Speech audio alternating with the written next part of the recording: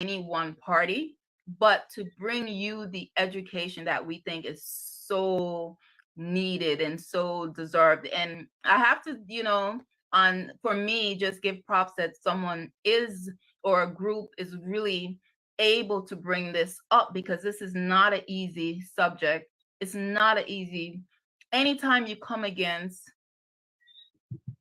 religion or politics or anything on that level, you're going to be scrutinized, you're going to be demonized, you're going to get backlash, right? We know that. So I say it's very brave and it's very noble also to have this group to come together. So I know earlier we had a feedback and it was like, well, we want to hear stats, we want to hear facts, we don't want to just hear people's opinions. So I hope tonight that we will hear facts and stats to show why this call to action letter happened and why the demonstration is going to happen tomorrow at the Jamaican consulate in Miami. So with that, we're going to start with, let's see who is, I know we were going to start with Dr. Rupert,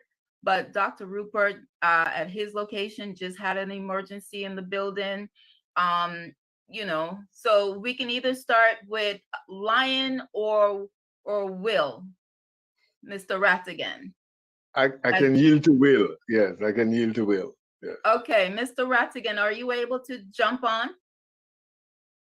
Yes, I am. Good night to you, your listening, viewing audience, the panelists, and your staff, you and your staff.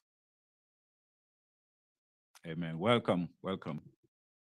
Welcome, sir. So who wants to give a brief overview? We're going to hear from everybody's point, because I know you all have different points to bring tonight. So since we are waiting, or as we wait, I'm not sure. Dr. Rupert, are you able? Yes, I'm fine. There was just some smoke alarm thing that is here that's really interesting.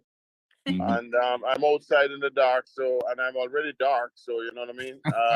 I don't you all said, Donna, before we introduce, get Mr. Rupert, Dr. Rupert to start, I want to say from our point of view, from the Caribbean Rhythms Radio Network, this is a subject that we talk about every single day here on our network. And it is not something new. It should not be something new. It should not be something alarming to any particular person. As long as you're Jamaican, we know from the inception of Jamaica, if we go back to all the way back in the 70s,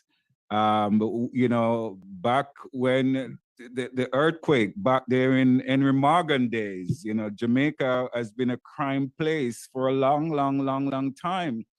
This is not a new subject, but it's a new blood that I think is interjecting into what's going on in Jamaica. And quite frankly, we're not here to take sides, but we're here to be a part of that conversation. We want to, we're glad that the diaspora is stepping into this arena. And I want to commend Dr. Rupert and all the people that are involved with it and going to be a part of what's going on tomorrow in Miami. I'm glad that something is being done on this side of the ocean. So many people, so many minister of security, so many prime minister have come and go, and the situation still remain the same. It is about time somebody start, and so I commend you guys, and I welcome you guys in this discussion this evening. So, brother, Dr. Rupert, you want to get started? Yes, in fact, yes, what I've done is, luckily I have two phones. So one is now providing electricity, and the other one is on the Zoom. So I'm very happy that at least you can see a little bit of my face under the circumstances.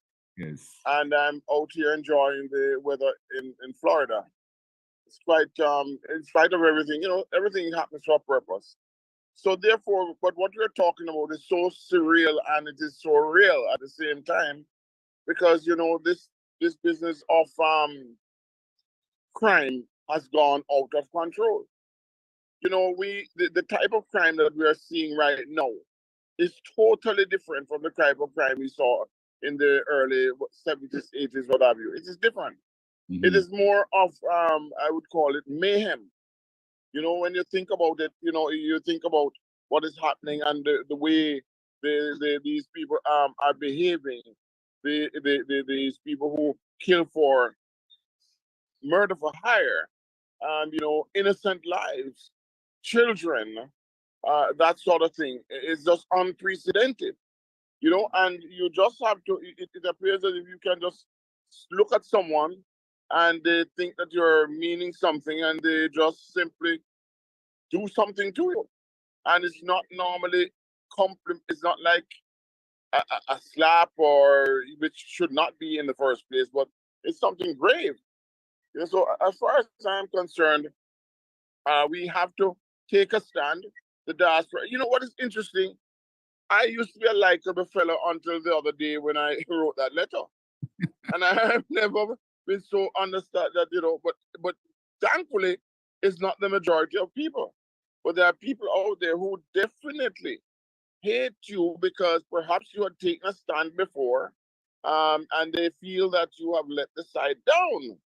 Why? Why? If you are a responsible individual and you are a responsible person, you should in fact be able to ethically and justly and, you know, speak about your country and be able to give your opinion. But unfortunately, some people are trying to turn it into something. They have to have an agenda. They have to give some type of propaganda as to why this is happening. This is happening because our leadership in the criminal justice area and so on has failed. And it takes no child to recognize that. Anyone could see that. It has failed. So as far as I am concerned, you know, we have to understand that we must lead by example. Okay? And we must understand that there are young people that are suffering. Look at the 8-year-olds, the children who have been killed and what have you for nothing. You're fighting somebody and you're shooting as it's randomly. Come on. That is really unheard of. And, you know, that is why we as Jamaicans at home and abroad must understand we are not enemies. Let them not turn us into enemies. We are owners. We are patriots. We are people who absolutely love Jamaica. And anyone that is appearing on this platform this evening, anyone, yes, anyone can, you is appearing. They must understand that they are indeed patriots. And I want to leave it at that because there are many other people who have a lot to say. But to me, the crime is out of control. And the persons who have been left to do it are not doing what they should do. And they're not willing to accept any criticism. They're not willing to listen to anyone. And they just believe they know it all. And that's all I have to say for now. Thank you very much for the opportunity. You guys are really, really a treasure. Thank you. You know, I wanted to go over the concerns. So the call to action, major concerns for people that did not see.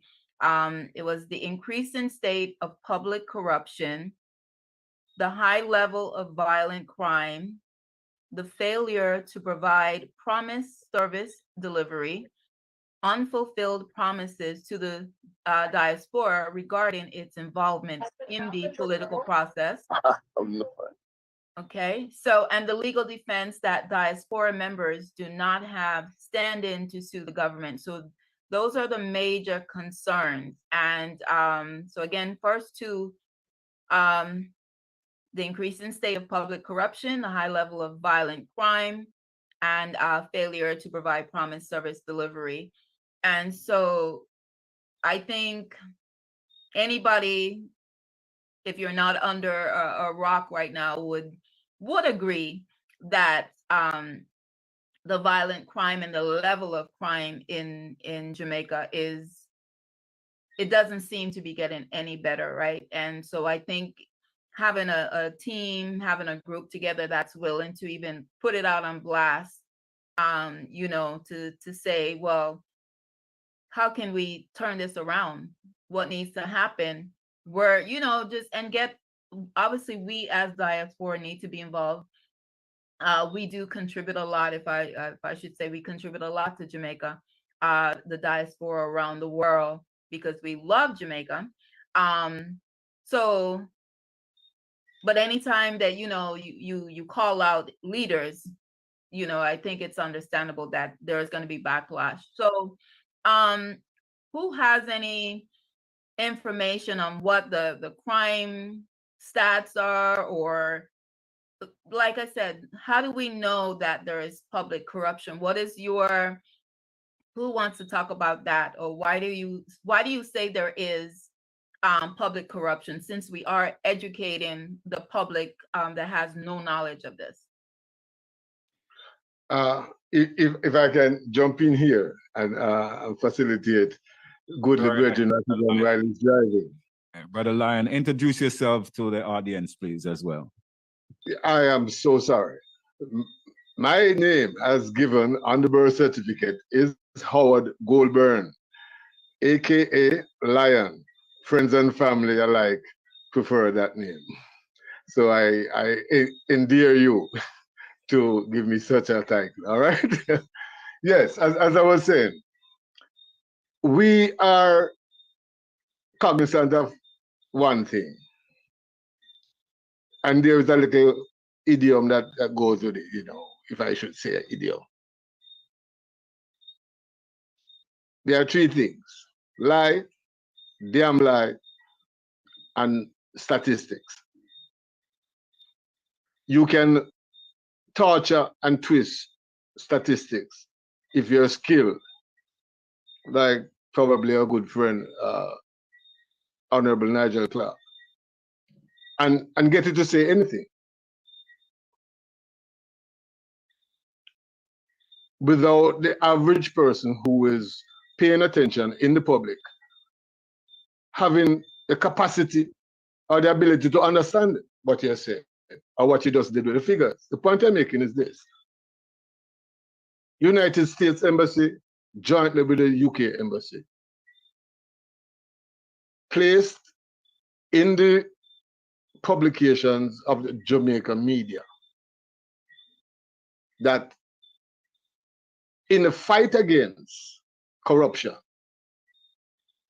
they, and I'm paraphrasing here, implore the population of Jamaica to take up matters in their own hands and address the matter of corruption. That beats statistics. The UK and the US Embassy is in unison that crime and corruption is rampant. We can get down into the details, how much per capita, etc., etc.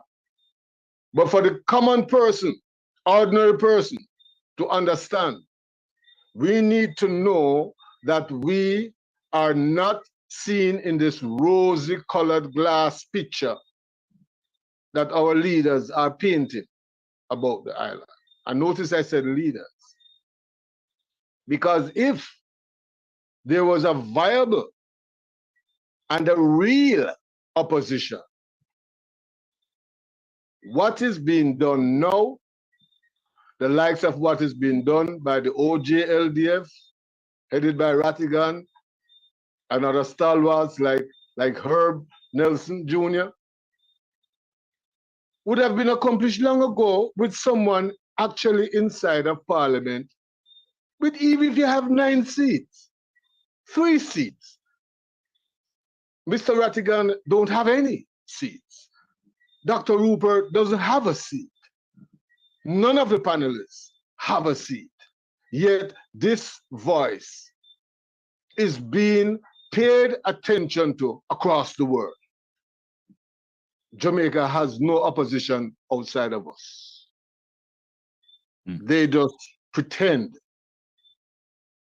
A dramatic play in the playhouse called Garden House. It's no better than Little Theater.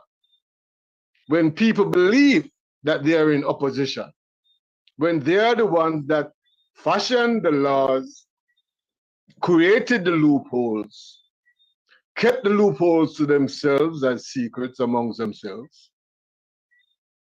and aggrandize themselves in a way that their pockets are so heavy laden that many of them right now are sinking in the Caribbean Sea of distress. I see the call coming now because we can discuss statistics for a good while. But the meaningfulness of it is that the people have had that to their necks. What they need is for persons to be clear in what they're saying, not partisan, political, but clear in what they're speaking, so that the ordinary person can understand that the country is in a dilemma and we have to do something about it now. Amen. Amen, my brother. Well said. Thank you. And since you are a part, and know based on your information here, you're also a chief advisor for the OJLDF. Why don't we introduce Donna, brother Wilfred Rattigan. Northwest 5th Street. Come on in, my brother, and tell the audience who you are.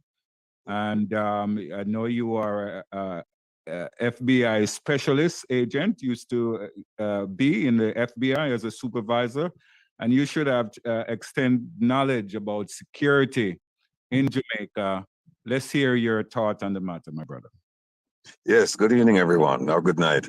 Yeah, my name is Wilfred Rattigan. I was in the FBI for almost 30 years, senior management in some posts, and I do have a little bit of experience concerning crime and corruption. Let me start out by saying that we started the One Jamaica Legal Defense Foundation for the purpose of holding government accountable. And I say, I should correct myself and say governments, because it's not just one government, not that meaning not one party. It's whoever is running the country, whoever is charged with the responsibility based on the ballot boxes, that we are going to hold them accountable. For far too long, we've been known as talk shops. We talk. Sometimes we come up with solutions, but they're never implemented and they never get any traction. So we started up this foundation called One Jamaica Legal Defense Foundation. And I'm imploring your listeners to make the contribution, because we seek to hold politicians and corrupt individuals accountable in 5 ways. 1, through lawsuits. 2, public relations campaigns. 3, background investigations of corrupt people. 4, protests. And 5, interaction with donor agencies and donor organizations, donor countries. Now, going back to the question that was asked, how do you know that there is corruption in Jamaica? Very simple. The Prime Minister, he spoke about it in 2016 and every year since then, saying that there's a high level of corruption. We've got to do something about it. The leader of the opposition, I should say leaders, because the present leader was not the leader when the Prime Minister took office in 2016. They have spoken about it. The politicians, by and large, writ large, they speak about it. And here's one for you. The young lady asked about stats. Jamaica is ranked on the corruption index.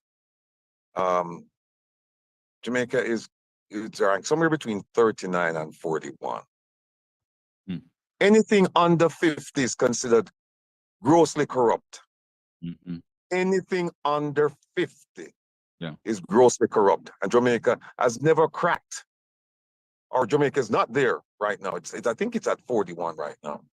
So that question has been answered time and time and time again from various sources, various avenues, and you can check them out. As far as crime is concerned, based on the statistics, per 100,000, Jamaica is ranked number 2 in the world for murder. Now think about it. Wow. We have less than 3 million people living on this rock, this piece of paradise.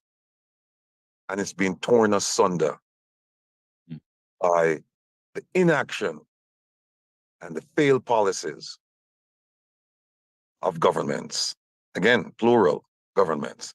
But we're focused on this government. And when you have a leader whose statutory declarations, his financial declarations, cannot be verified by the very institution that he established, need I say more? When you have a parliament that is composed of people who are allegedly rich without explanation, and they're under investigation, need I say more? And I can go on and on. When you have a Speaker of the House who had to resign because of her actions that were not in compliance with the rules and the laws of Jamaica, need I say more? When you have a junior minister of the Ministry of Foreign Affairs and Foreign Trade having to resign because he does not have an affiliation, or he didn't have an affiliation with the principles of government or of good governance, and so he had to resign. When you have a prime minister who said to the very institution, anti-corruption institution that he created, he said to them, listen, I want anti-corruption training for my people. And that institution provided the training to him, as well as to civil servants and the opposition. And then that same institution turned around and said, listen, you need to sign something called Code of Good Conduct. And what does that contain? Principles such as honesty, transparency, leadership, so on and so forth. And he refused to sign. But not only did he refuse to sign, his entire cabinet refused to sign, even though they asked for the training and they received the training. What does that say?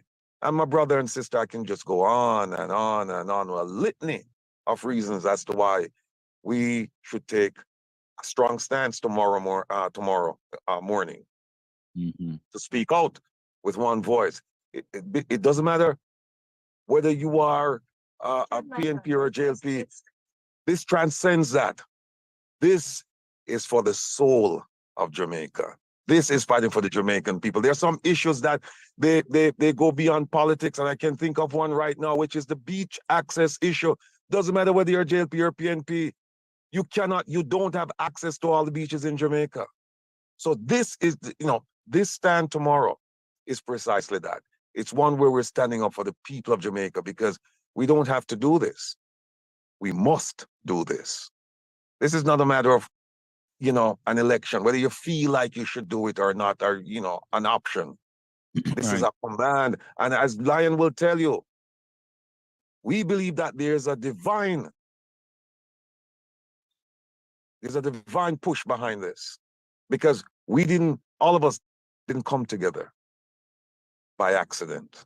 And when I say all of us, I'm talking about the people involved in the movement. And this is truly a movement. This is not like the bogus organization called the Global Jamaica Diaspora Council that is controlled, directed by the Jamaican government, led by the Jamaican government.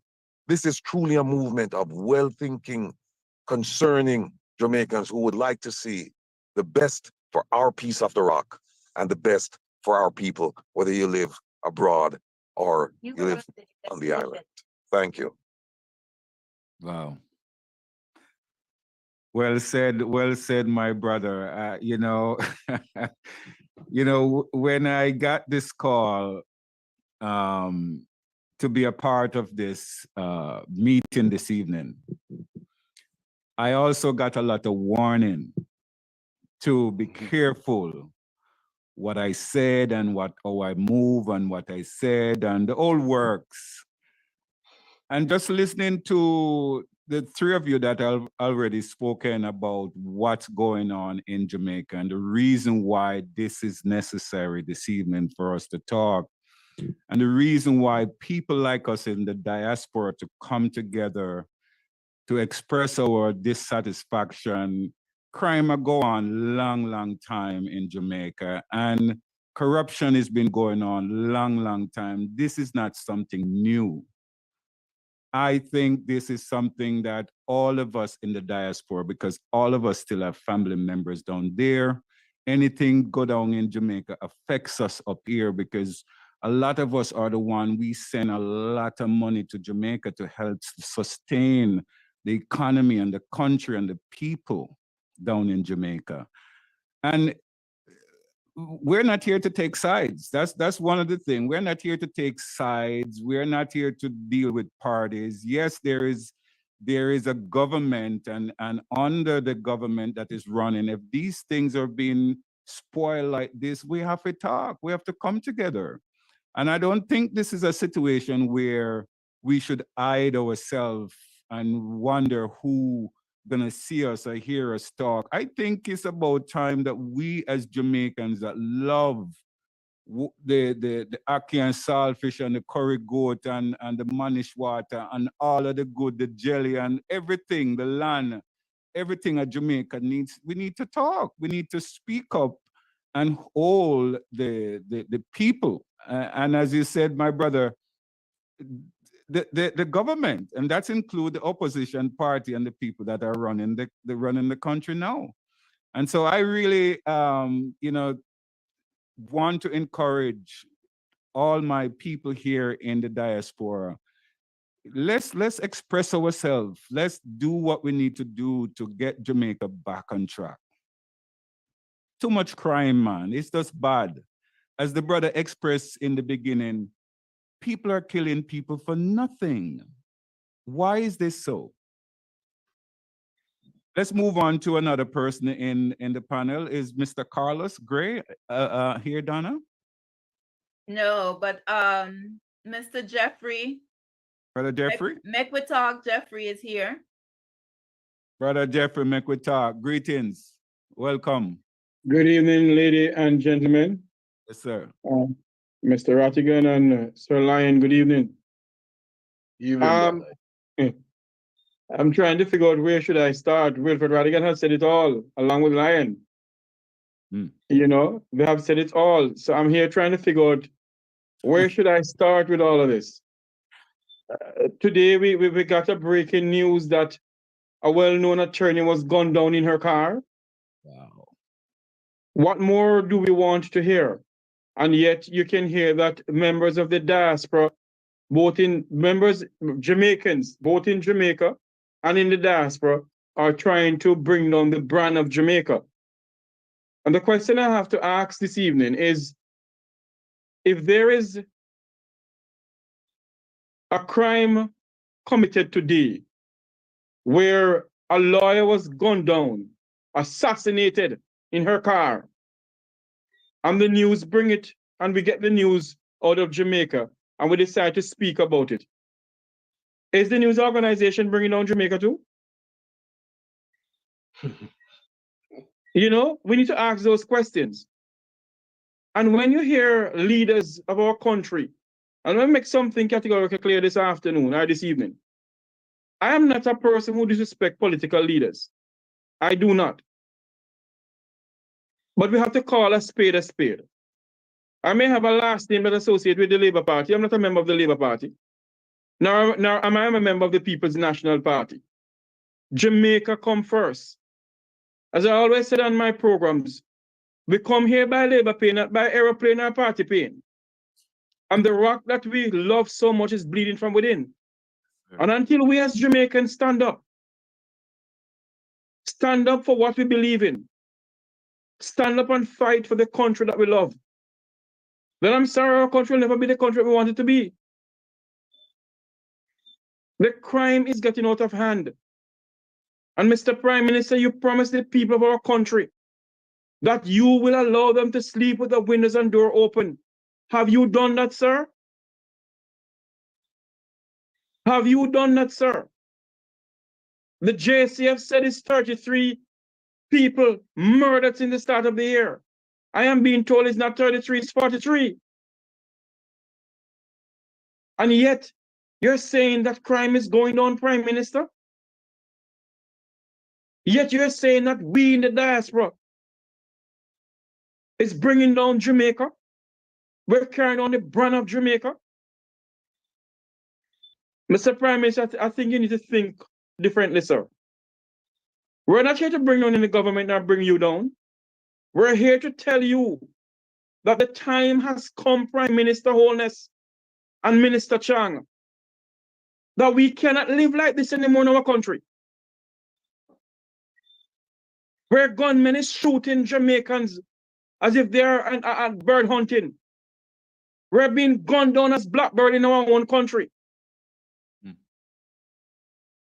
And yet you're being told that you're spending billions of dollars on the JCF and billions of dollars on the JDF. But what is going on? It is safe for tourists to go to a country. Is it safe for Jamaicans to live in their home, Prime Minister Holness or Minister Chang? And for those out there who are so die-hearted to not to see, you're so die-hearted with the green, you cannot see beyond the green. But there's something fundamentally wrong with your visions. And I think you all should go and check your visions. Our nation is bleeding. And for those who are in the government buildings around our country, for those permanent secretaries, we're coming after you. Because majority of you are corrupt. Not only politicians are corrupt, the permanent secretaries in the various government buildings in our country, they are so corrupt, it's unbelievable. But yet, all we do is blame politicians. We can't blame them alone. And for my fellow Jamaicans out there, the time has come for us to stand up and fight for the country that we believe in. To stand up and organize and march. And what the late John Lewis said, get yourself in some good in some good trouble. We can't continue like this as a people. This is 2024. And Jamaicans were well renowned around the world as the land of wood and water. We're well renowned around the world as a country of Bob Marley with the reggae music. Our food is beyond imaginable. Our food is better than anybody else's food around the world. But our people have been gunned down day by day. Look how far they have bring the criminality at the doorstep of the Prime Minister of our country. In front of Jamaica House. What is next, Prime Minister Holness? The time that you and your administration take to coming off of people on social media, Prime Minister. You sit down, bring us together and say, okay, what can we do? You all out there chatting. It's time for action. What can all of you come together and present to us? But what you all do is have other social media bloggers describe us in the most derogatory ways. But we're still standing. We're still standing. And the time has come for us as Jamaicans to rally around a single cause and a single purpose. And the time is now. The time is now. We cannot continue like this as a people. We cannot. And for those in the diaspora who believe that a group of people is tarnishing the brand of Jamaica, I ask the question once more. When the Jamaica Observer, the Gleaner, the Star, RJR nationwide, Another news organization in our country present the news to the people of Jamaica and in the world. And when they said that a law is being gunned down, are they bringing down the brand of Jamaica? Are they? We get the news and we pass it on. It's time. The time is now. Let us join hands and heart and save our beloved country that we love. Not because you may live overseas. Jamaica will always be our home. We're little but we're Talawa. But we have to stand up because she's bleeding from within. She's bleeding from within. And we need to stand up for the love of our country. I yield to the lovely lady over there. Miss Donna? Thank you. Thank you so much for your wonderful summary. You thought you didn't have a lot to say, but you had a lot to say. Thank you so much for that. I think we all agree that, yes, Jamaica is definitely bleeding from within. And it would be wonderful to have a conversation to include diaspora leaders that are always giving back to Jamaica with education, through outreach, technology, health. There's so many of us that give back in different ways, to come to the table to have some kind of discussion of rising up, because right now we see it's just a fall, right? It's just a slope that keeps going. When we think it can't get any worse, it seems like it gets worse. I'm gonna see, is there anyone else that's on that schedule? Is Carlos Gray on? Nelson, Brother Nelson is here. Did he come on?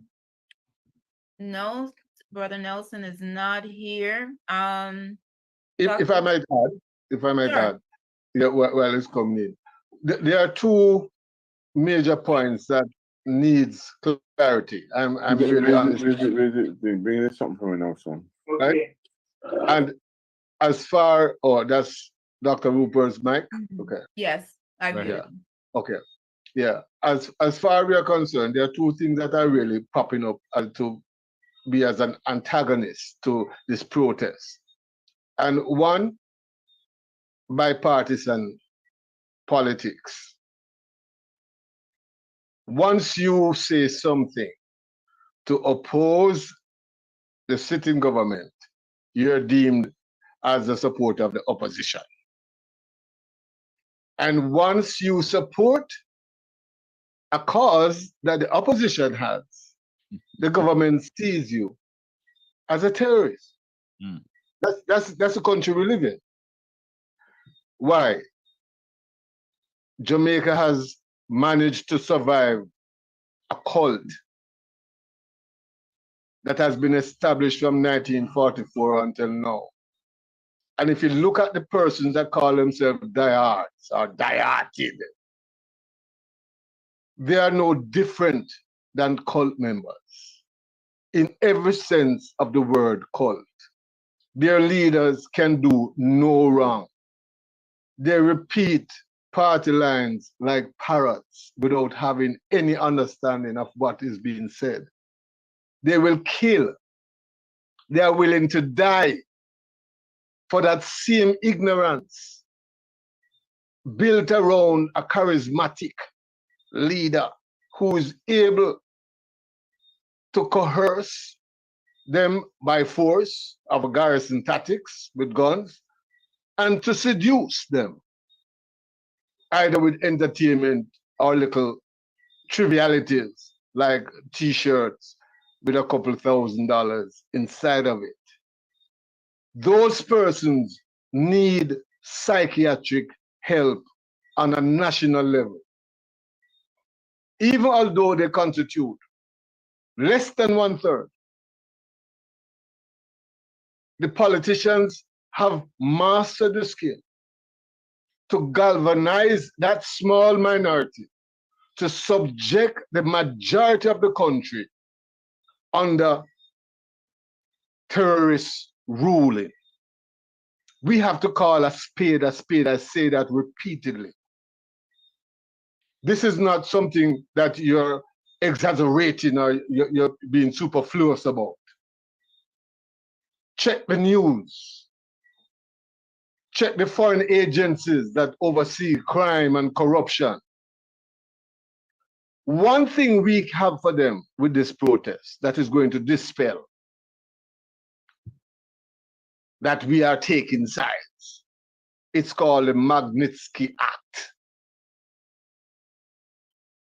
Deeper indulgence into understanding what that act is will show that not only does it have retroactive capabilities, mean you don't have to be sitting in power in order for it to be applied effectively against you as a leader, a corrupt politician, or even a member of the private sector.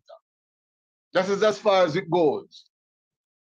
This Magnitsky Act, once the leader of the country in Jamaica is held, I should say, to the fire, and he does not pass the smell test, I dare tell you this, that the leader of the opposition is going in the same handcuff. Why do I say this? They are the ones that have fashioned the laws together and created the loopholes. Isn't it ironic that after each successive government comes out of power, the next one says, oh, I know all the corruption that you have. And as soon as they get elected, you hear nothing about the corruption, the list of corruptions that the other party was doing. They lose power and the other one comes in and the same thing comes again. They only declare the corruption and the negativities of the other party prior to election. Post-election, it is feeding time. All snouts are in the trough. Everybody's busy yamming away at the economy to enrich their own pockets. So for those detractors who say that we are taking side, we have an answer for them, man. Magnitsky Act. Whether you're orange or you're green, if you're thief, you're gone. And your visa will be taken away from you too. I know many of them like to fly and have weekends in Miami and go for lunch in New York. That's the kind of life they live.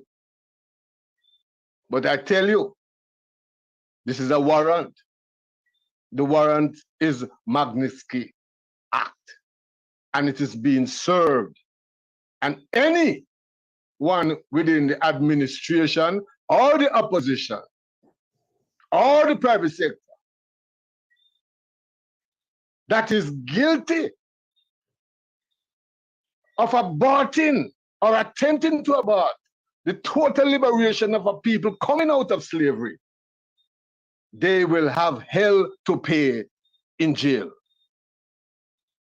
The Guatemalan president, if they think we're talking foolishness or we're blowing hot air, yesterday, January 17, 2024, United States government made the release, that press release, referring to the fact that the former president of Guatemala is suffering the very same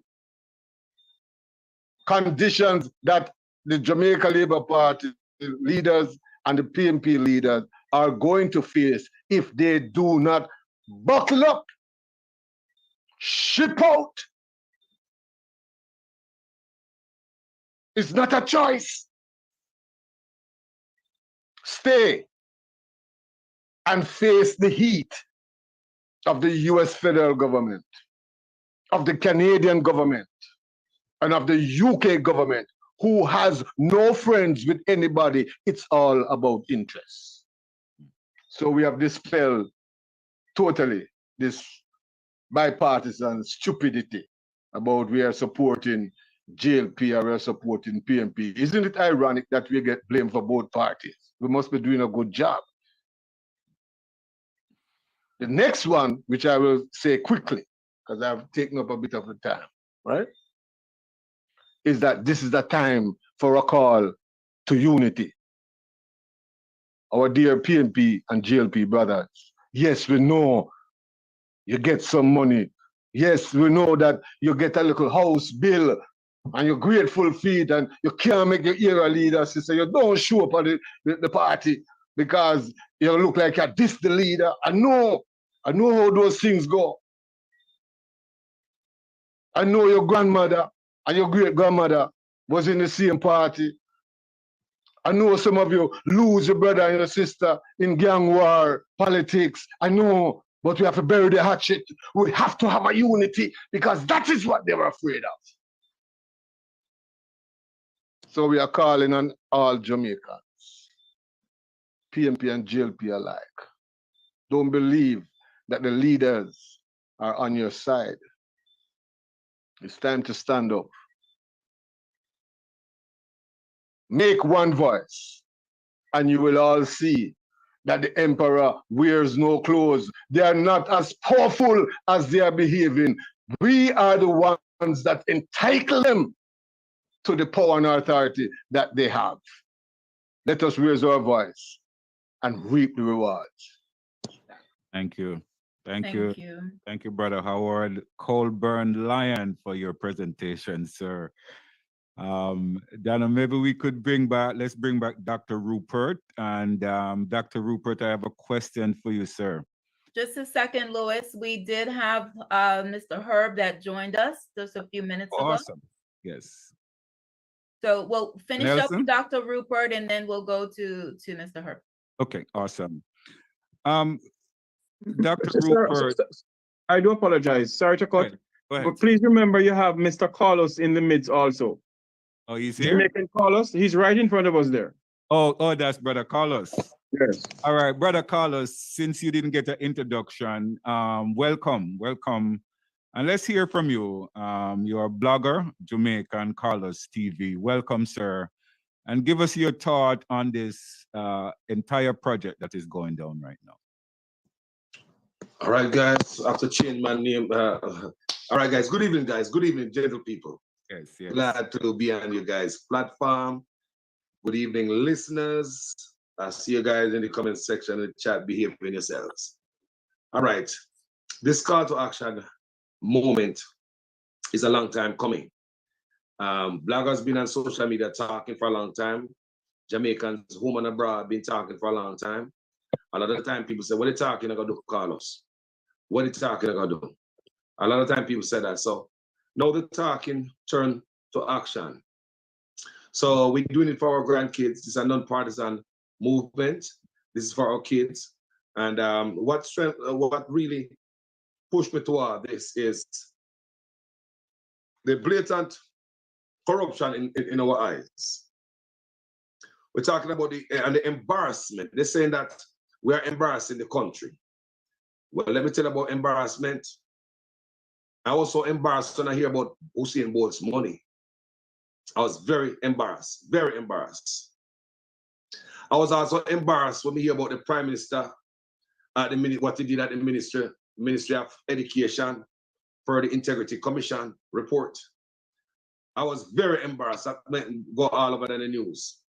Then we see a case of education in Jamaica where everybody tried to take the education system ministry for a feeding free. The allegation against Will Reid. What happened to him? Everybody seems as if they want to hurt the youth then. Then there's another allegation against Miss McLean. That's another $124 million. Where's she at?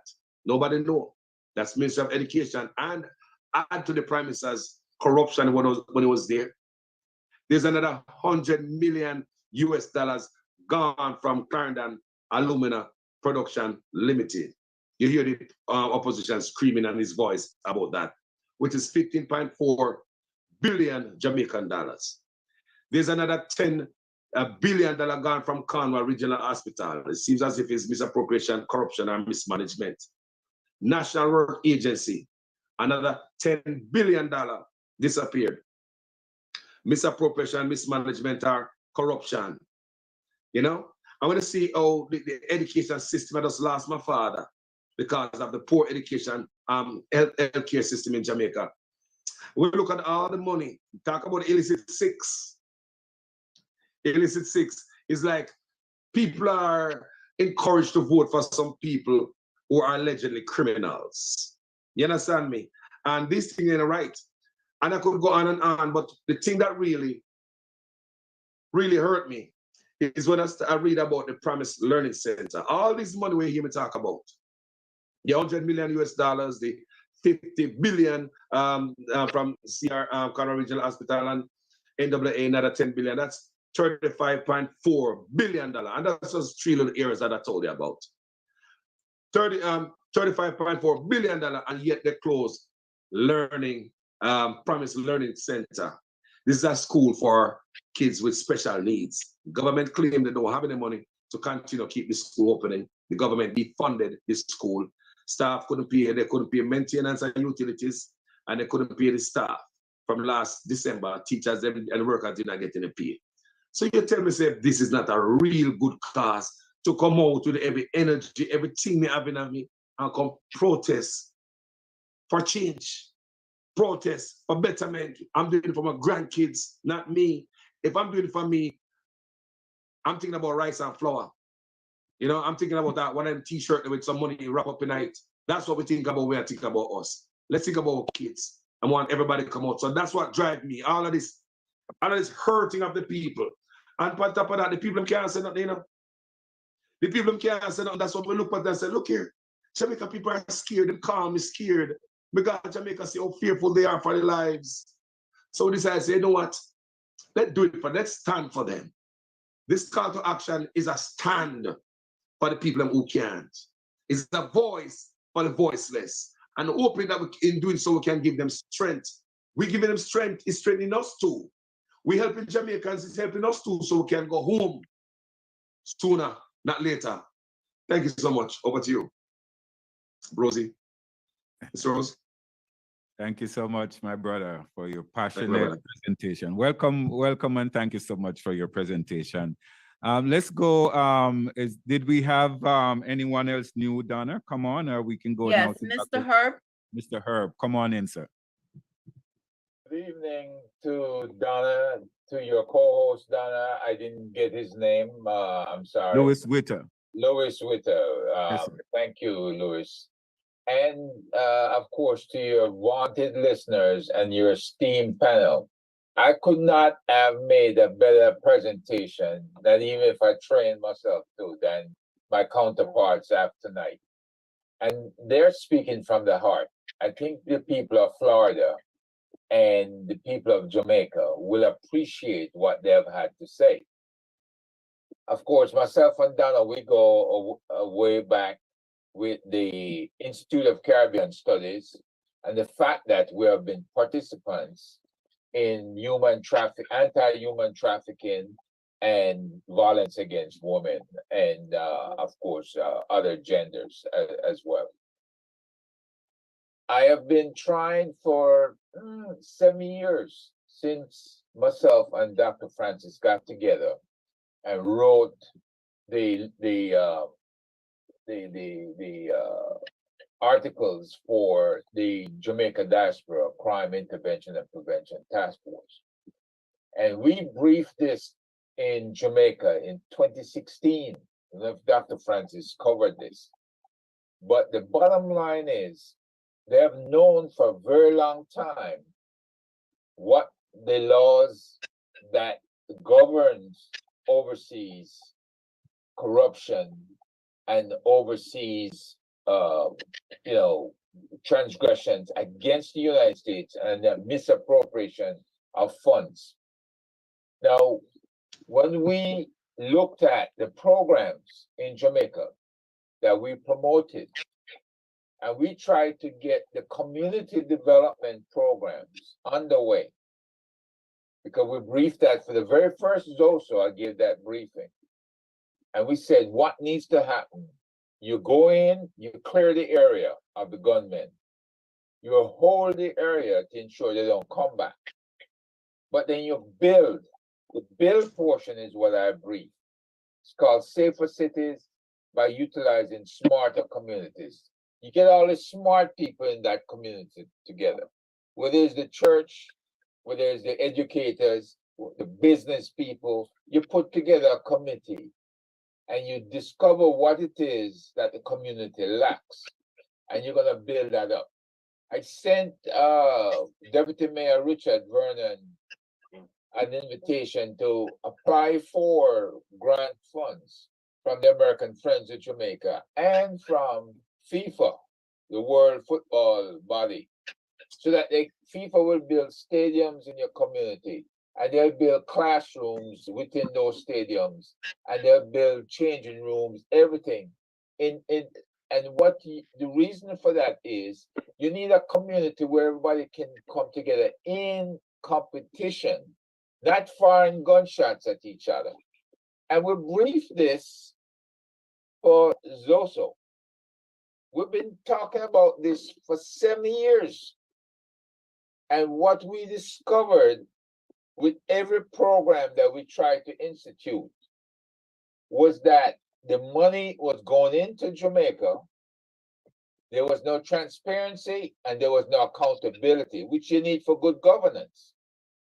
And when you have no transparency and no accountability, then you have to investigate, where did the money go? We did investigations and we were finding out people were enriching themselves. People were doing things on the side. They'll sell government property. They'll make a profit off of it. And the money does not go back into the community. So it's every man and woman down there for themselves. And everybody, I thought with 20 women in government, they would speak up on behalf of the children of Jamaica. Children who have been down in record numbers. The monument they have to kids downtown Kingston was filled up 5 years ago. Here's a monument supposed to last a lifetime and it's full. So the bottom line is we have a problem. The problem was the money is not trickling down like it's supposed to. So we had to ask the government under ATI, Access to Information, tell us, where's the money going? Case in point, the Women's World Cup team. These girls have exceptional achievement. And then the girls had to go and do GoFundMe. And here comes Babsy Grange saying, oh, I gave $4 million to the JFF. Now, JFF is supposed to distribute 2.7 million US dollars amongst 14 parishes. That money has never been distributed. So you find that so does the government go, so does our major organizations that are responsible for community development and communities coming together. They do the same thing, the same kind of corruption.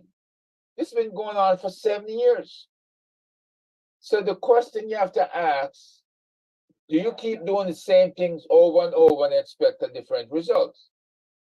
That's the definition of madness, right? I think Obama said it and other presidents have said it.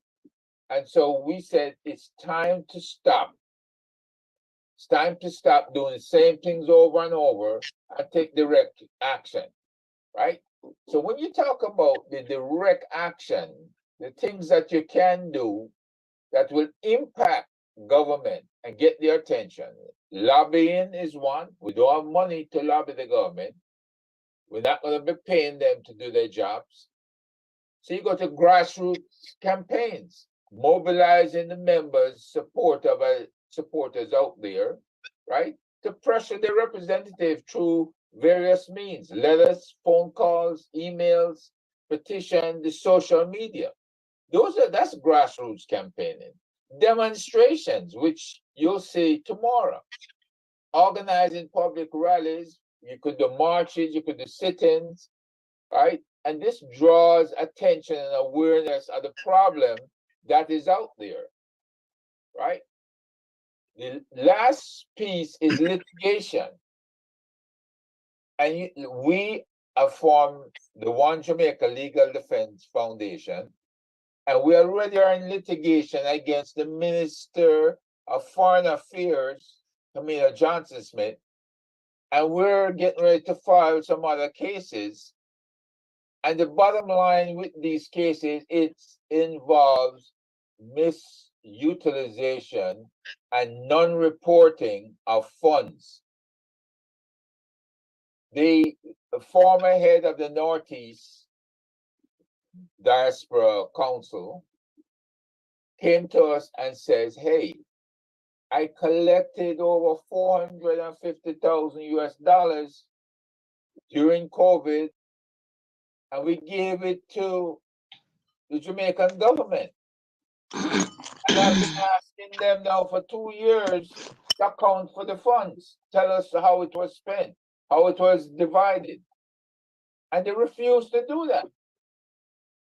So we can't keep having the US government, the EU, the OS, and the diaspora community giving up our funds to people who don't have transparency and refuse to be accountable when you ask them questions. They believe they're above all of that. We're beneath them.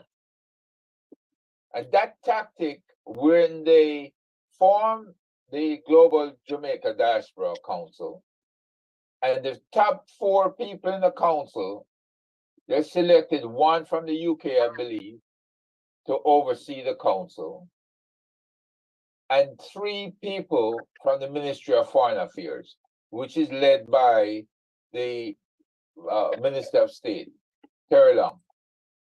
So when you're doing things that is contrary to the law of the country, FARA says, Foreign Agent Registration Act, you cannot have any secret government, foreign government operations ongoing in the United States. And this is what we have, because they're saying, oh, what we do is secret. We don't have to tell you anything. And the FARA calls for them to have a place where records are held, and those records can be inspected. So that means from the elections that were run, and if there's a complaint against elections, then the authorities can go and check the ballots, check emails, check all those things. And then is there any other things that will happen if people complain that we gave money to Babsy Grange during the COVID era period, and we can't get an accounting of our money? And you say, how much you give? $50,000. So now somebody's got to have those records available, whether it's the Northeast, Southwest, Southeast, wherever, Midwest, and you got to be able to show that this money was indeed collected and it's fully accountable. But if you can't do any of these things, we don't even know if the money came from illicit sources. That's the other thing that they're going to be looking at mainly, because if it comes from some drug dealers here in the US, how do we know? Who checked out the funds that were collected? Who validated those funds? And I realized COVID was ongoing and they needed money. But you have to follow the law. You have to be accountable. And above all, you must be transparent. Excuse me if I went too long. Thanks. So much, Herb, for, everybody's summary has been just wonderful, giving us so much more, awareness of this issue on so many different levels, Louis. I think Jeffrey had a question. Not really a question. It's just that there's something that I had on my program last night, that a 105-year-old man who has worked all his life, could be my grandfather, has his life saving in a commercial bank in Jamaica. $6 million. He doesn't use debit card. He used the old red bank books with deposit slips and withdrawal slips. And the entire $6 million come out of the bank account. Gone like Sammy Mouth. You hear nothing from anybody down there in authority. The bank gave back the man some of his money and asked him to sign a paper that he will not sue them. Wow. He will not sue them. That's the country that we love. And that's what's going on in the country. And when we speak about those things, you hear people talking that we're mashing up the brand. How on earth can you have a 105-year-old person who has worked all his life as an accountant, save his money, put it into a commercial bank, and his money just went like Sammy Mouth, and nothing, you hear nothing about it? Not one single thing you hear about it? The man money just gone? And when we speak about these things, you hear that the gang of 8, they call us no, the gang of 8. The Labour Party had the gang of 5 in the Siaga days. Now it's the gang of 8 in the diaspora. It's bringing down the country. Now somebody must tell me, because I think I don't have any of the people of the Vumvavon who has all of those names of OD and all this behind their name, who have more education than I do. Tell me if something is wrong. Because if we are trying to speak the truth and telling the people what is going on, and the news coming out of Jamaica is saying to us that a man who has worked all his life, his life saving just gone. The man said on television in Jamaica, some of the money out of the book must bury him when he's dead. He said he can't sleep at nights. He's been begging his church members to pray for him. You know how many Jamaicans go to their bed hungry? You know how many Jamaicans cry at nights? What is going on? Don't get me wrong, you know. You have some of those mothers out there who's covering up what their sons and their daughters is doing and blaming government. The time has come for you all to stop it and wake up and smell the coffee brewing from Blue Mountain Peak. Smell the coffee. We cannot, as a people, continue the way we're continuing. We cannot do it. And I yield to the lovely lady. Very much. Carlos? I want to piggyback on that. Since I touched the banks, Jeffrey, I've been doing some stories on the banks. I did a story about the 105-year-old man also. That man is a centurion, right? That man should have a red carpet roll out for him. His bank account should be in a special little spot, but I'm thinking they probably think at 105-year-old and probably dead and then we out. Senile, but then I know so the man so sharp. You know, I saw the man is still sharp, like a pencil. His story. There's another lady from California who I spoke with. She came from California to the Christian bank, she said, NCB, and she found out that money missing from her 3 accounts, right? Hundreds of thousands of dollars were missing from her account. So she went to the bank. She said the same name that is signed off on all the transaction. That girl, she know her person. The girl know her like she live in the community. So the girl know that she live overseas. And it's like she and the girl get into it because the girl was looking at her in the bank. However, long story short, she reached home. She said the girl was slick in the bank. When the girl reached home, this man showed up at the woman's house. The lady from California was not at the house. She left shortly ago, but she reached out with her niece and her aunt. This stranger showed up at her house. It seems as if the bank teller gave the man her number, saying that this man was her father is an ex-police officer and is here to see the woman who called his daughter slick.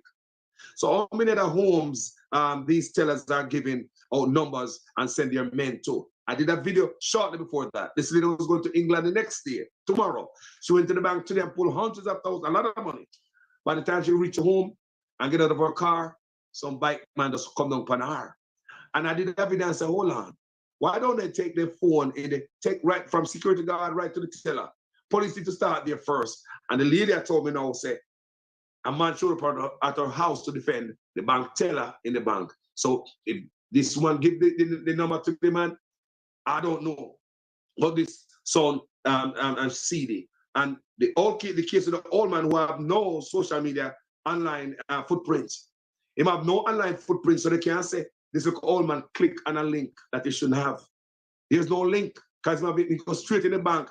He no stop on ATM, so there's no middleman. He go talk to the bank. So any broke foot are going at the bank. So how do you explain? Everybody have a limit to take out, a maximum for the day. Everybody have a limit to take out. Your bank will shut it off. You can't take out more than a certain amount. How is it thieves were allowed to take out the man money one time so and the bell not go off? Sister, over to you. Wow. That's a whole nother new angle. I don't think we were paying attention. But the reason why I mentioned this, people, excuse me, real quick. The reason why I mentioned this, I could have mentioned the tourists that got robbed and raped. I don't mention that because that is not the government that caused that. It is a random man. Because you know that Jamaica love the tourists. If you're a man, violent tourists. Oh, he's on there? Oh. Yeah, so I cannot blame that on the government. But stuff that the government can change, like Nigel Clark can come do something. We have out of an agency to investigate and arrest. Nothing, we're on our own. So blame this on the government because stuff needs to be done and them sit on their hand. I ain't gonna blame what the guy do on the government. Because it's just a random act and they need to go find him before the people them grab him. Over to you, man. I believe that the people of Jamaica have to decide to take culpability for what is happening in the country. I know that if you say anything about certain people, as alluded before by everyone, then you are considered a pariah. And you cannot say anything. People will literally hurt you or try to hurt you if you bring up these things that obviously they must have collusion with other persons in these places. The same thing happened with SSL. Money has disappeared and nobody knows where it has gone. People who are not working, they have huge bank accounts and you're not jealous of these people. The fact of the matter is they're showing off and think that nobody understands what people are going through. But they must, and I can understand if somebody gets angry enough to do something, when is it gonna stop? I could understand they would blame it now on the person, whereas they don't understand that people within the banking system. There was one girl who they were looking for, if you remember when they had arrested the lady at SSL. She was seen on a camera leaving Jamaica with a suitcase of money to Canada, and she has not come back as yet. So you must collusion. You must have collusion. What is going on? There cannot be that it is only, a few persons in the bank. There must be collusion outside. There must be collusion in what they're experiencing. And so there's one other thing that I want to tell you. We talked about this lady who was shot and killed in her car. She was a lawyer. She's not a lawyer. She's like a notary public or something like that. But the fact of the matter is that these people are being gunned down by pillion riders. Now, how many people does anybody know how many pillion riders have killed persons in the past year? They just ride up, and the pillion rider riding on the back is the shooter. They did it at Jamaica House Gate the other day. Luckily, they didn't kill the young men, but they do it all the time. You have legal entities out there, and they see these people on these pillion riders. To me, if you're going to stop a car, you might as well stop a pillion rider. We need to stop it until we know what is going on, since this is the main medium of murder for hire. Main medium for murder for hire. Look at it, analyze it. It's there to be seen. So the fact of the matter is that criminality is abound. People are afraid to talk, but at the same time, it is not them. You live in certain situations where you have the Minister of National Security on top. He runs one of the most, what should I say, prolific area of criminality in the entire island. Not only that, call it a very nice name. What's that? You call it a very nice name. Yes, I call it prolific because the fact of the matter is that there's no way on earth you can be the head honcho in that area and don't know what you're the Minister of National Security. So what we need to do is to get serious. We need to decide what to, and then you have people who are saying, you know, we should not, in view of everything that has happened, we should abolish the death penalty. No. I don't have a problem with anybody abolishing anything. But my problem is, when are you going to talk to the people, get involved with the people? As Herb Nelson said, we've been at it for 7 or 8 years. We gave information, we have given it out, and they rejected it and refused it. We had a guy. His name is Captain Peter Whittingham. It's a worthy of note. He was responsible for reducing gang violence in Los Angeles by 50% over a 3-year period. And he offered, we have his paperwork right now, offered to help them to do this. Herb is well aware, and many, many others. And yet, we have not taken them up on this offer. In fact, the money that was appropriated by the USAID was sent back. This seems to be an operation. We don't pay the police because we're sending them back. This is a travesty, ladies and gentlemen. We really need to make people understand that enough is enough. Every speaker here this evening has enunciated that. Tomorrow, we're getting out there. Yeah. And I'd like our fellow Jamaicans really and truly to look within themselves and say to themselves, are we really truly being honest about what is happening? Understanding, is it your son? Was it your son or daughter? Would you be concerned? What about those 8-year-old children, those youngsters whose throats have been cut? How did they deserve it? Where's their future?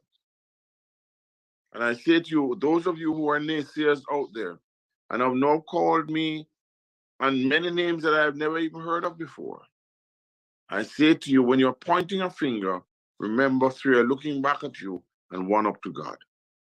And we have forgotten how we came here. We have more churches than anybody else in the universe.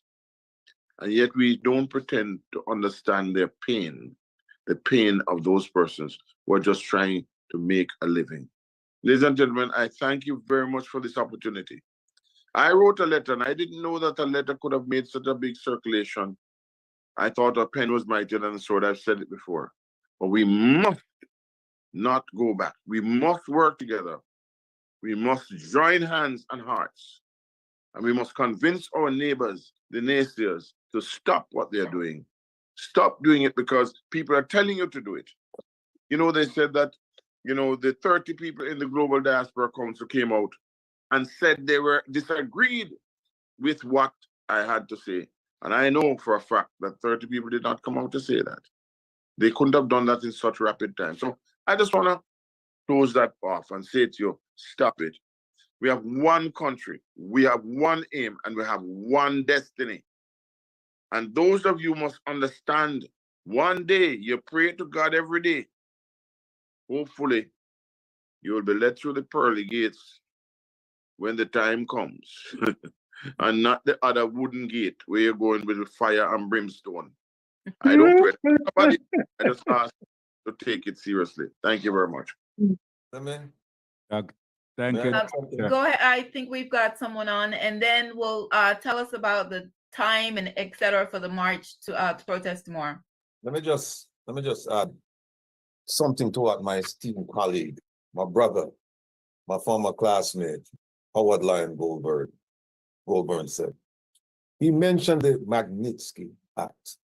And I don't think people realize the severity and the consequence of violating that act. In fact, today I received many communications from people in the know who said that they did not know about this act before they heard it from this group of people. Now, essentially the act says that if you're a government official, a person of influence in any foreign country, and you're accused of committing kleptocracy, which is stealing from public coffers, corruption, or human rights abuse, then you're subject to this act.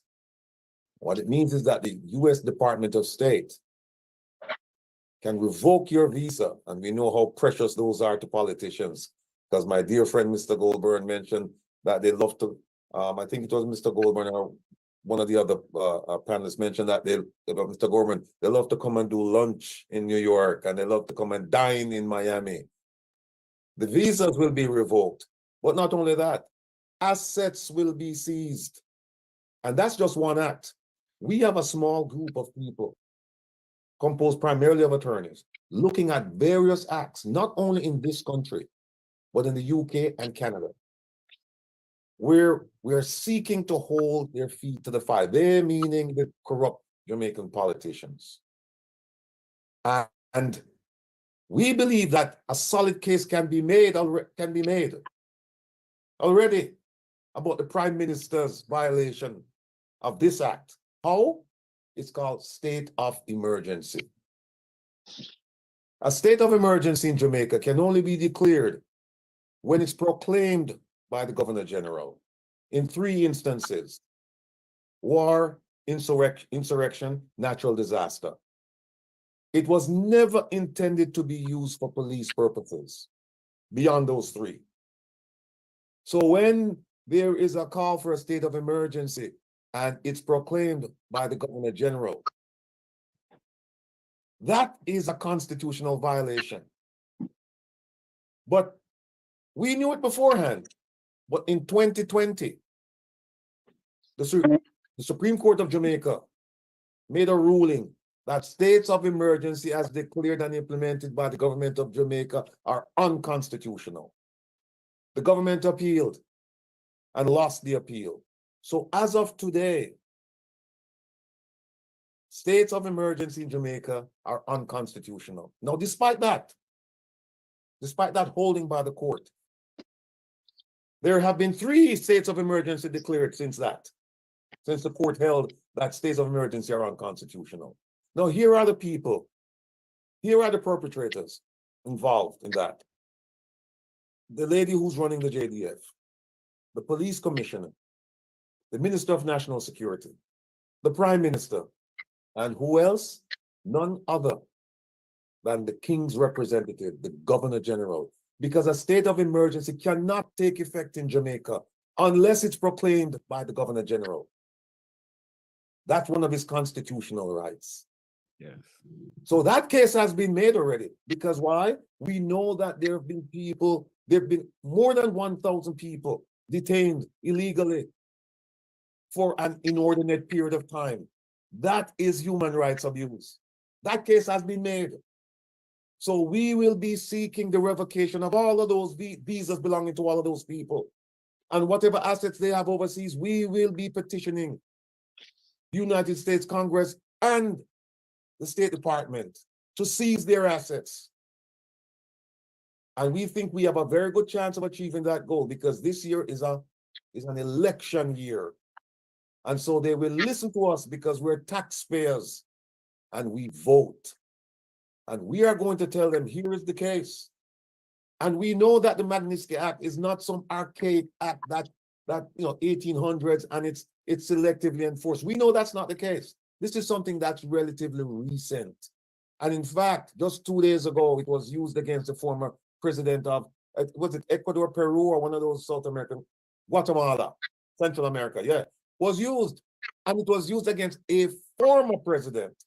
So like Lion says, it looks backwards, as well as the present and going forward.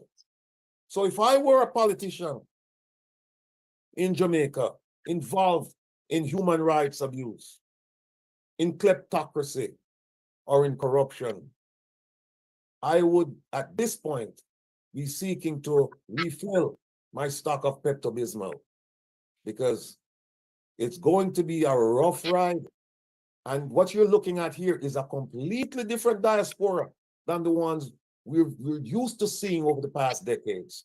This is a very dynamic, it's a very informed, very intelligent, very decisive group of people. And we will not yield, because we realize that this is greater than all of us. There's a purpose behind what we're doing. And as you've heard many times, we're not doing this for us. Yes, indeed, we would like to go back and have our bones laid to rest in Jamaica, but we're looking at the future primarily. And in light of 2030, Vision 2030, to make Jamaica a place where you can raise a family, you can invest, you can work, you can retire. We are the true diasporans, the ones you're looking here, because we are not tainted by politics and politicians. I've never voted a day in my life in Jamaica. I left before I could vote. I have no political affiliation. Thank God for Dr. Rupert Francis, because if somebody else here had filed that, had submitted that letter, you would have heard, oh, politics. But Dr. Francis will have you know it is no secret, or if it's a secret, it's a public secret, that he's a card-carrying member of the Jamaica Labour Party. So that undercuts their argument about politics completely. So I say to you and your audience, my dear lady and young man, I say young man because you look young, you know, you look young on me anyway. But tomorrow I'm asking you to have your folks turn out in their tens, hundreds, and thousands, because we need the show of force. And when I say force, not physical force, talking about an audible force, where we're speaking at the top of our voices to say enough is enough. We're sick and tired of this, because far too often they've gotten away with it. And I tell you what, one more thing before I go. This letter that Dr. Francis sent has caused more to disrupt the political class than anything done by the diaspora. Anything done by the diaspora. I cannot think of anything that the diaspora has said or done that caused this much furor. One letter. Yes. And they've been telling us, oh, come and speak to us and come. Well, the time for speaking is over. And we'll see you tomorrow in Miami from 8 a.m. until 1 p.m. We will let our voices be heard. Enough is enough. Thank you. May I say something here, please, before you go? Sure. Right. I just want to comment on something that I saw in the chat. Let me make something categorically clear this afternoon. That Wilfred Rattigan is not using Dr. Rupert Francis. Dr. Rupert Francis is a former captain of the Jamaica Defense Force, a Jamaican who is well loved, a Jamaican who has integrity, a Jamaican who will stand up for his fellow Jamaican. He has a mind of his own, and he speaks on his own merit. Dr. Francis is not being used by Wilfred Rattigan or anybody. The time that we come on platforms and criticize people, yes, you can criticize all you want, but put away the green and the orange. And if you truly love our country, then stand with a group of people. And for those out there who are saying that Jeffrey Tavares is in Jeffrey, go, I really don't care. What I'm saying to you all, I would love to see a Jamaica for my children, for my godchildren, that I dearly love. I have 2 beautiful goddaughters,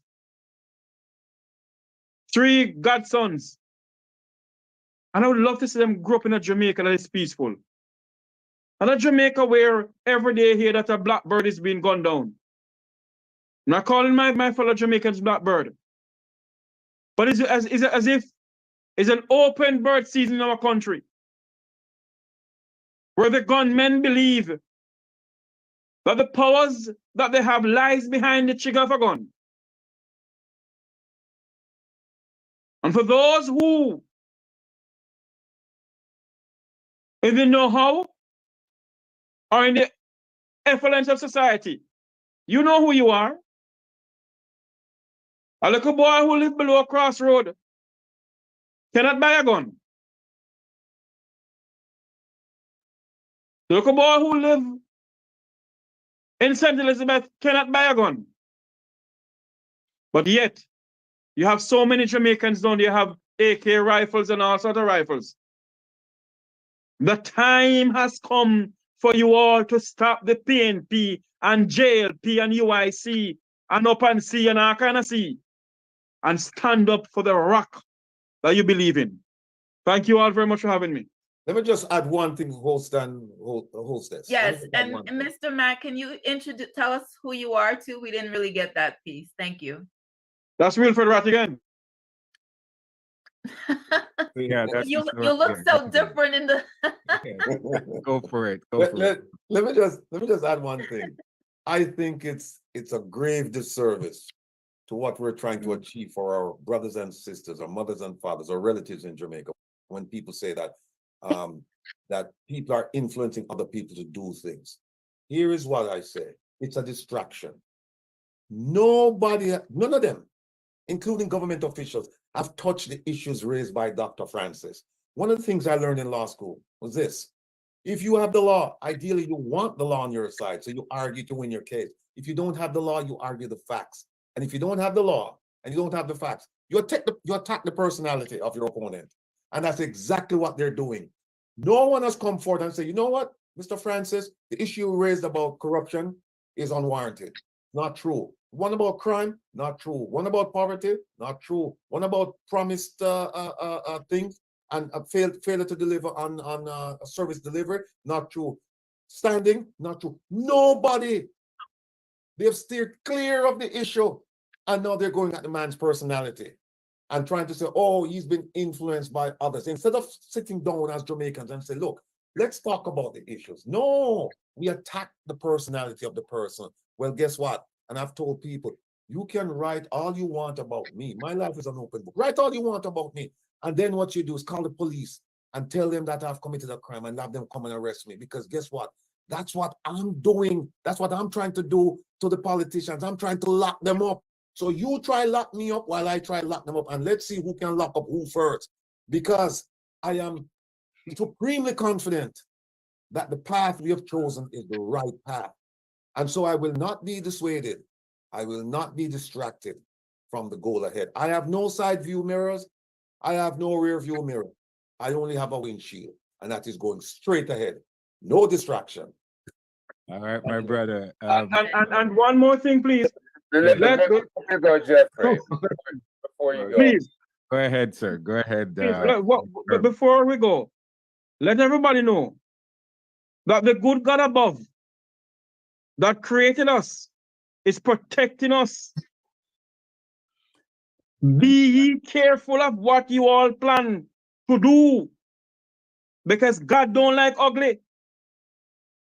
Be ye careful. Very well said. So, and before you ask that question, sir, I'm gonna come in since you mentioned God, because Brother Rattigan and his opening remarks, he said, this is a divine coming together. That was his first opening remarks that he said. And you're now saying that God don't like ugly. And one of the things I wanted to ask, and seems to be at the center of this movement, where does God come into play in this whole movement? Where are the ministers or the pastors? Where are the prayers that that needs to be accompanied what is going on, because you can't do this without the Spirit of God involved with what you're doing. And I know we are all men of God, but I didn't hear much about the Spirit of God, because we're not wrestled against flesh and blood. We have to remember that. This is all principalities. Jamaica has been called the wickedest place on earth back in the 60s, late 70s or early 70s. And that spirit is still over Jamaica. We have never come together as a people and pray away that spirit. Everything that we are talking about are the hard force or the government, there's spirit that controls every single thing. And we have never come as a nation, we have never come together and pray away that spirit of wickedness, of deceitfulness, that spirit of corruption that's still there from back those days. Where does the Spirit of God come into this movement, especially tomorrow when you guys are gathering? Speak to us on that. Thank you for that, Mr. Witter. I hope it's Witter, Joe Witter. You have something to do with Joe Witter. W-I-T-T-E-R. All of them that have W-I-T-T-E-R. Yes, well, he was a corporal in Ocherous, and I learned a lot from him when I was growing up. Uncle Joe, we called him. And then there was a sergeant in California. But anyway, I do believe that Jamaica needs a balm in Gilead. I believe that we really need a serious introspection. We have 7,000 churches. I mentioned it earlier. Sure did. And I'm wondering, where are the pastors? What are they doing? What are they saying? Are they too afraid of what is happening around them? Do they not have any voice about what is happening? And I do believe that they have reason to be focused and so on. But if they got together and spoke to their flock in those 7,000 locations, it would make a tremendous difference.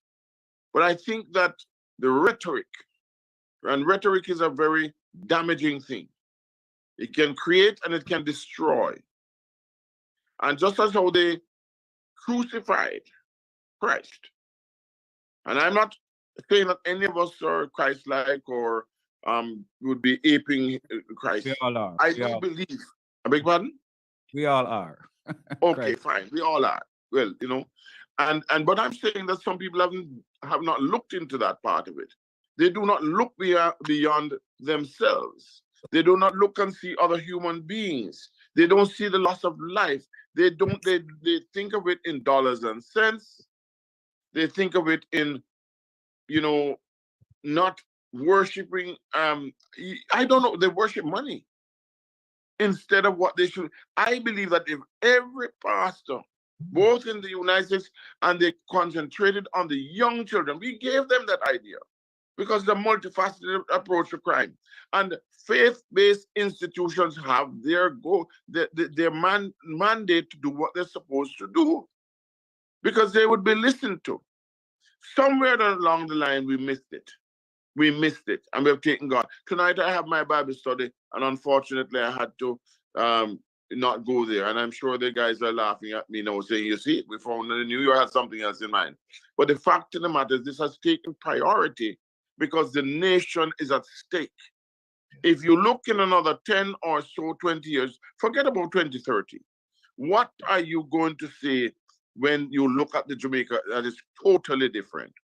We have to start reinvesting our faith, reinvesting our confidence, reinvesting in the Father above. We need it. We have to love our neighbors. We do not. We are killing our neighbors. Okay, so there are many instances. And I'm just saying to you, and we're unkind to our neighbors.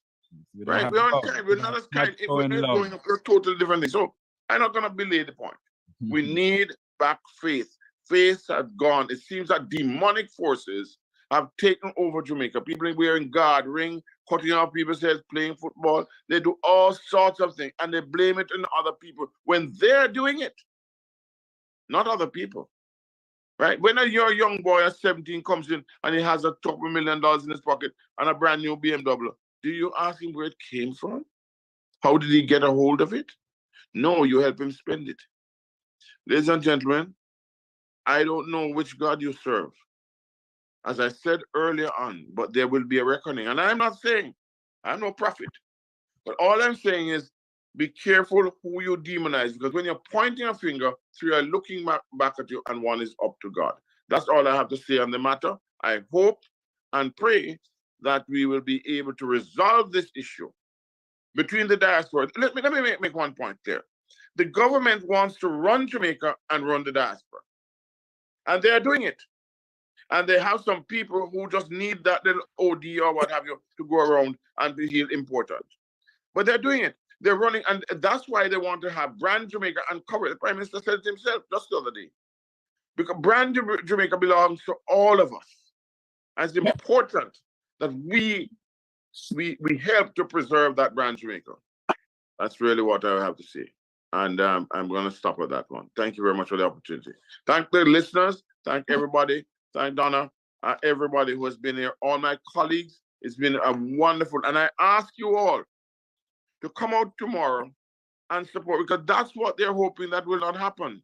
That will not have a successful day. But I guarantee you, it has already been successful. It's way out there already. They can't turn it back. Thank you very much, sir. Dr. Rupert, can you tell us again where the protest, what time? It is going to be at 44 West Flagler Street, Flagler Avenue. It's downtown Miami, at the Jamaican consulate, right in front of the the door of the Jamaican consulate. Of course, allowing people to go in and out of that building. And they're well aware of what is happening. We have good security on there, and we are also very mindful that a lot of peaceful, listen, we have a team. Let me tell you that they think that it's us alone in the 8. No. It's 8 multiplied by 8 multiplied by 100 multiplied by 1,000. There's so many people who are there will not necessarily be there, but they'll be there in spirit, and that's what is important. So tomorrow, we'll be there from 8 to 1, and we hope you'll come down and share with us, share the joy of saying enough is enough. Let's have back Jamaica for all of us, not just for some of us. Okay? Because I just tell you one quick one I always laugh at. Weed was not very, very popular in the old days. Now it's only the rich people selling weed, and they're importing it from Canada. Can you imagine? What a dilemma. What a dilemma. Thank you, sir. Donna, wow, amazing. You know, at least I think this was a very good summary of why the letter call to action was written, why the protest. We got so many, proof or just of why. It wasn't just a personal thing that you just wake up one day and just say, oh, I want to disrupt things, fact after fact. Yes. So we thank you that again, the team, the 8+ more. Yes, and there were for the 6 bravery. Let me call the names out before we go. We want to thank Wilfred Rattigan. Louis. Yes, sir. Go ahead. A key thing I wanted to emphasize to the people who are the mouthpiece for the Ministry of Foreign Affairs and who are creating this image that we're fighting amongst each other. That's the report that goes out to TVJ and CVM, that the diaspora is disjointed, that they're not together, and that they're fighting over this affair. If they were listening to any of our programs for the last 2 or 3 years, they would be getting a lot of facts. We even went over the Constitution of Jamaica, right? We have addressed the corruption in detail, right? And what is driving our people literally crazy? When you read the reports, Jamaica's high prevalence of PTSD among people in the inner city communities is over 41%. Across the island, 25% of the people suffering from PTSD or some mental issue.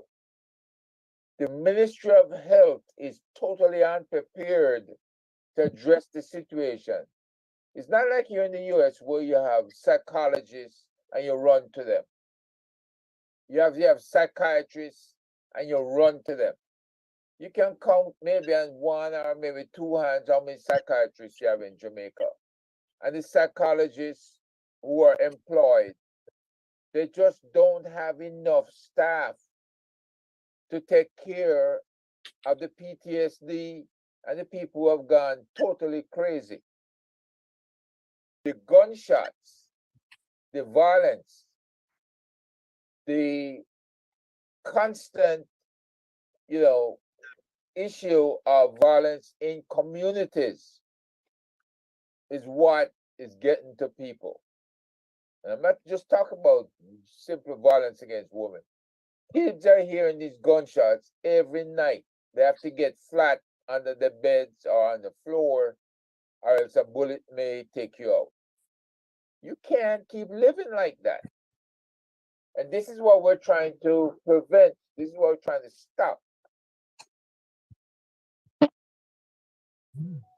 All right. Thank you so much, sir, for summing up your talk this evening. And we want to thank all of you, gentlemen. And just wanted to refresh everyone. Mr. Wilfred Rattigan, Dr.Rupert A. Francis, Carlos Gray, Gary. We also have Jeffrey Tavares, Herbert Nelson, and Howard Goldburn Lyon. We want to thank you guys for addressing us and the public and everyone, our listeners and our viewers this evening here on Caribbean Rhythms Radio Network and also the Caribbean Diaspora Vibes. Donna Martin and myself, we appreciate you guys coming, and it's one love for Jamaica, It's one love for Jamaica. We all are Jamaicans. We love the country. And so we just want peace and love with everybody. All right, Donna? I just want to say thank you for everyone. Mr. Rattigan, you were in the dark earlier, and then so my apologies. You switch up. No worries, no worries, no Yeah, worries. you switch up and say, you get dressed up nice. So thank you for your time and your commitment. You are commuting and making your way home safely. For everyone that had, situations tonight, but you still committed to being here to show up. And we really went about 2 hours on this forum with lots of wonderful information. So we give thanks. I suggest also on the spiritual realm that we dedicate a time, and not just one time, but times throughout the day, to just think goodness over Jamaica, just have gratitude. And so a lot of that's a big part that I think we've missed also, because we know that wherever focus goes, energy flows. So if our focus is always on the negativity and from of going on in Jamaica, then it's just more is gonna come, it's just gonna multiply. So maybe that's one way we can also, with our prayers, but not just speak them and then feel hate and fear and worry, but speak them and also in our heart have the gratitude, remember the good times, the good days, and that will be a direction that Jamaica will rise again. We want to just thank you and thank everyone, and thank our listeners for joining us on Caribbean Diaspora Vibes. Blessings. All right. Good luck tomorrow, and God bless everyone, all them yardie. Yes. Everywhere. Big up. And Mr. Witter? Yes, sir. It will be live on the Make We Talk Jeffrey Tavares YouTube channel. Awesome.